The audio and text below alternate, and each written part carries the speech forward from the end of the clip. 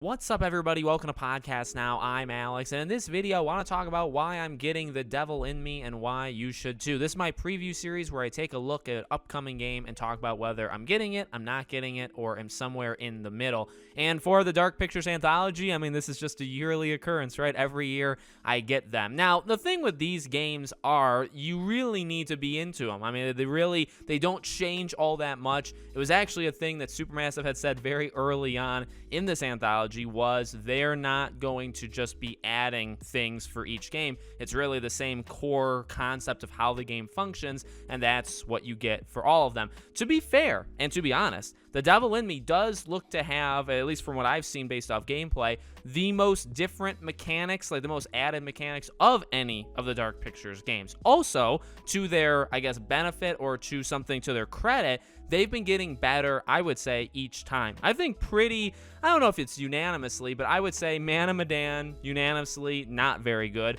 Little Hope, I really didn't like Little Hope, but you could tell they were starting to bounce back, and some people really did like Little Hope. And then House of Ashes last year, I thought was easily their best game since Until Dawn. Now, it didn't match Until Dawn, but it was the best of this anthology saga. Now we have The Devil in Me.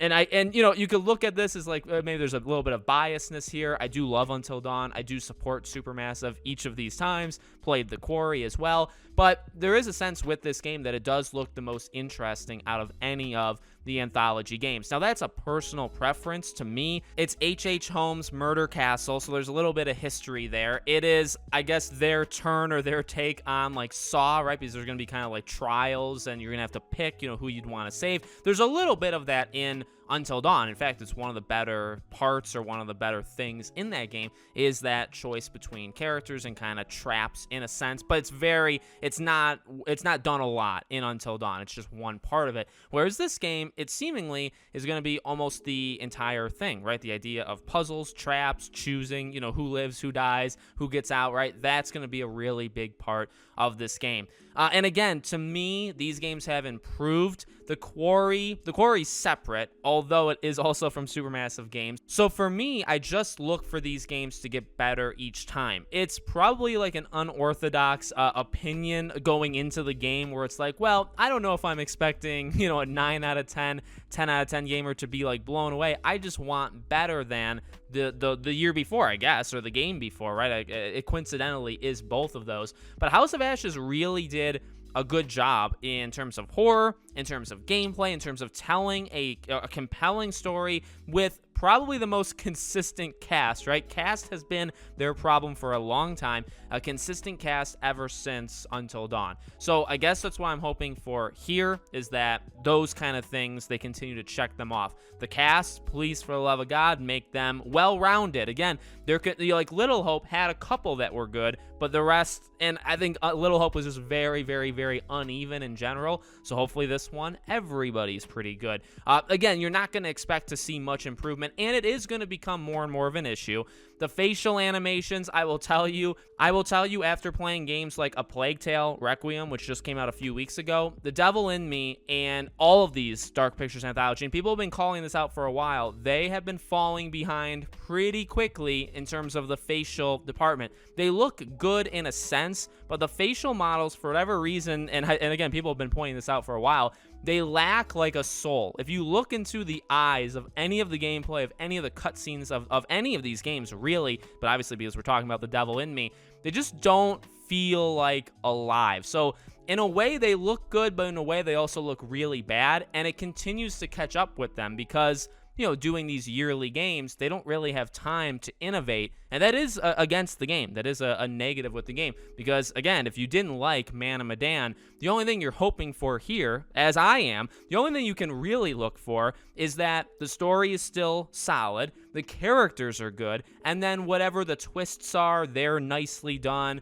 You know, the atmosphere is cool, and then the whole, you know, Saw-like trap thing that they're doing, that all works out. That's what you're hoping for. You're not hoping that they're going to wow you in the visual department because nothing's really changed. You're not hoping that they add like 30 new gameplay features and it's an actual new game because in reality, it functions exactly like all the other, you know, so you know, that plays to its strengths and weaknesses. You know what you're going to get. You know what you're hoping that they can improve, but you also know what not to expect. Like, there's no way they're going to do certain things, right? And that does, again, there's a positive there, and there's also a negative there. Release time, it comes out November 18th. Not bad. Comes out after God of War, a little bit of breathing room. Comes out very close to Pokemon. Comes out a few days before Evil West. So there is competition. Any game really that released from October to December of this year is going to have competition. So this game isn't going to get out of it. But I do think also a thing that I rarely even talk about with these games is that online kind of functionality of watching other people play it, deciding for the person. All that stuff that you can tell they kind of zeroed in once Until Dawn came out, and they're like, oh, we understand how people kind of play this game. And to their credit, and you can see it with The Quarry, because that literally just came out back in June, this is a big thing, like on Twitch and even on YouTube. But Twitch, you can tell for a week or two, when the game comes out, there's a lot of people playing it. There's even more people, I would say, watching it, deciding on what happens to these characters. So these games, they're different. They're interactive movies, and I do think there is a strength to that. The Quarry rode off that strength. I think The Quarry is a pretty uneven game. I overall like it, but it's very uneven. But you just get that sense that you're watching, a movie, and a horror movie. And now the release is a little bit off, right? Because these are still horror games, I would classify them as, and it comes out, a month after Halloween. So you'd like to shoot for October, but honestly, Until Dawn was in October. I think 2 of the 3 Dark Pictures anthology games so far, and now this will be 3 out of 4, were not released in October. So it's not like October has helped, these games in the past, because they don't release in October. So I don't know. I don't even know if I guess you could consider that. But I'm looking forward to it. I know I spotted a lot of negatives, or we talked about a lot of negatives in this video, but ultimately, they're cheaper games. This one, I believe they did say, is going to be the longest of the anthology games. I think they said it's like 7-8 hours. So normally they're like 4 or 5. This one has a couple more hours in it. So you're getting a pretty meaty game. Again, depends on price versus how much you want in a game.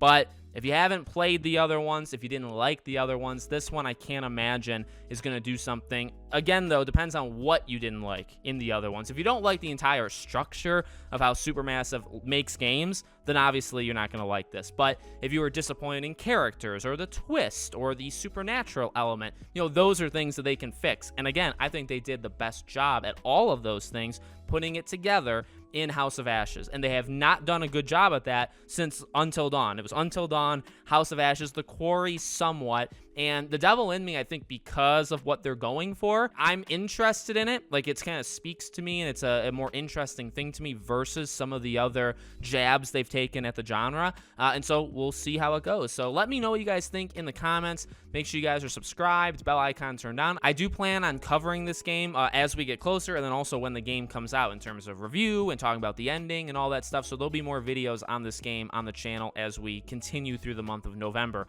Thank you for watching, guys, and I'll see you all on the next one.